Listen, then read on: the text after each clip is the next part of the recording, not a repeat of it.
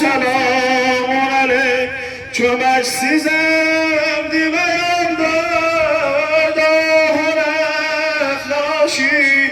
Bugün benim sana gaffaremu selamun aleyk. Zamanın orası gül peykerim aleyke selam.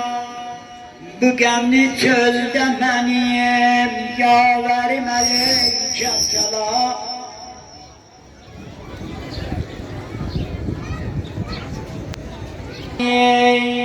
Yaverim aleyke selam.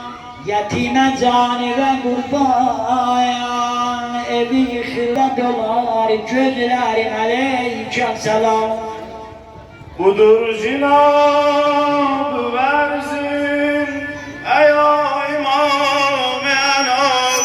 Bugünkü cümle seçilmen olun nece aram. Yetim nöbeti meydanda sımızare. Aman diyeyim ucan gül bu derdime çare. Amin feda sana ey daren olacak hatemda. Senin feragı göstermesin, senin feragı göstermesin bana Allah. Yaralı kalbimi vurma, bu dilleriyle şerar. Yürekte her ne sözüm vardı, etkilen izah. Cidi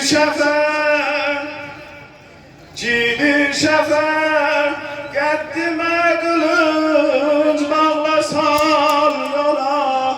Destü dahilem ucan ben yanımda saklama.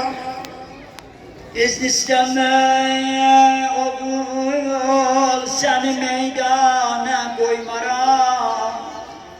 Elvan ederle kakini elgana koymaram. Min defecer öldüren şimre divaneni. Verrem bu başı henzeri verrem bu başı henzere burrana koymaram. Düşene bu nazarımdan garibe canim var. Üreşte cizlin olan bir tabibe canim var. Minare eşkine kurban yolmayan dahi. Çeçen zamanda derdim helal canim var. Yandırma kalbimi bu kadar oğul etme azat. Çok yandırıptılar zulmü sitemlerde.